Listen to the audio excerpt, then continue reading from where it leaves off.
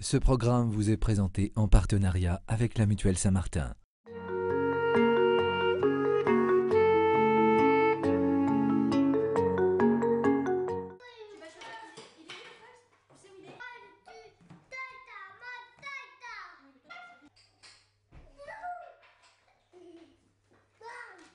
La sexualité, ça fait vraiment partie de notre vie de couple et que c'est quelque chose de beau, qui est bon, qui est aussi voulu dans notre nature, qui est un don de Dieu. Et donc, moi je trouve ça formidable.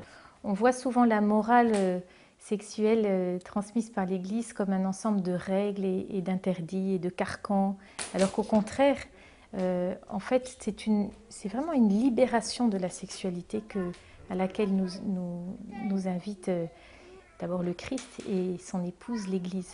Il y a vraiment une promesse dans l'amour érotique, une promesse de communion, une promesse de relation, une promesse de vie. Et comment on va répondre à cette promesse? Toutes ces pulsions de notre corps, toutes ces attirances de notre corps vers l'autre, eh bien, sont appelées, donc cet éros en fait qui nous habite, qui est beau, hein, c'est cette attirance, eh bien, est appelée à se donner et donc en fait à s'accomplir dans l'amour, dans ce que Benoît XVI aussi appelle l'amour agapé, c'est-à-dire l'amour de don, qui est l'amour même du Christ pour l'humanité. Et en fait, notre corps devient l'instrument du don, l'instrument du don total à l'autre. Et donc, dans notre corps, eh bien, nous glorifions finalement Dieu.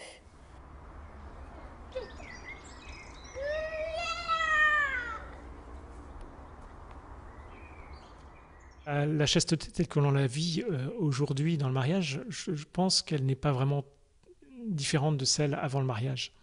Dans la relation qu'on a, il y a vraiment une relation qui est recherchée, une relation de don, une relation de rechercher ce qui est bien pour l'autre, et y compris dans les rapports qu'on peut avoir, c'est absolument pas une captation pour soi, c'est vraiment rechercher le bien pour l'autre, dans une difficulté de tous les jours, par une pulsion, par quelque chose qui m'échappe mais que je souhaiterais ordonner. Et donc je le confie.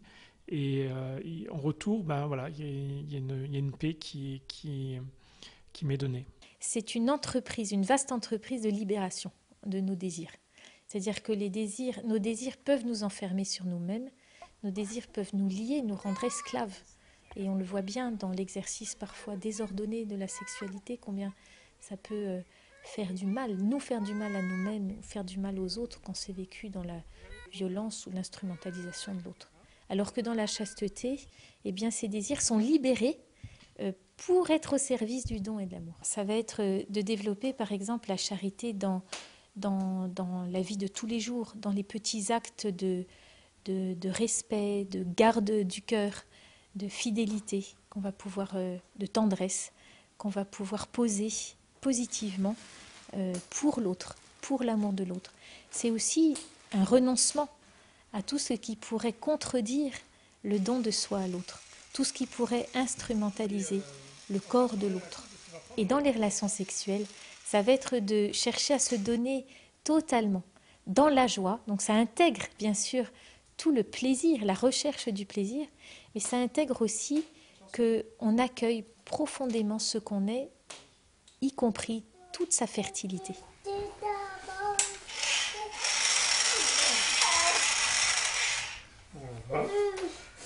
Le choix de la régulation naturelle des naissances, c'est vraiment quelque chose qu'il faut vivre en couple, que c'est une décision libre, et donc il faut se donner les moyens. C'est vrai que pendant la période fertile, la femme peut avoir plus de désirs.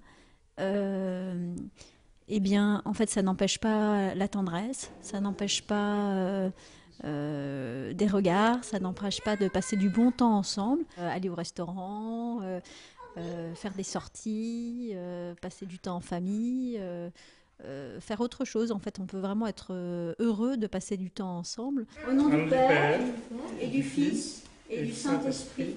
Amen. Quand l'Église associe intimement l'acte sexuel la relation sexuelle à la procréation, c'est pas bien sûr qu'elle est contre le plaisir, bien au contraire.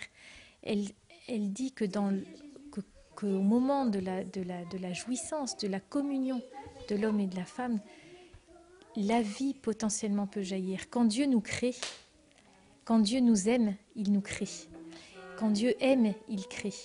Et de même, l'homme et la femme, quand ils s'aiment, eh bien, il y a cette dimension de la vie qui peut jaillir. Vivre avec cette notion de l'ouverture à la vie, ça ne veut pas dire accueillir tous les enfants que la nature peut nous donner, parce qu'il est évident que la régulation des naissances est une nécessité. On a tous des limites nerveuses, des limites physiques, des limites psychologiques.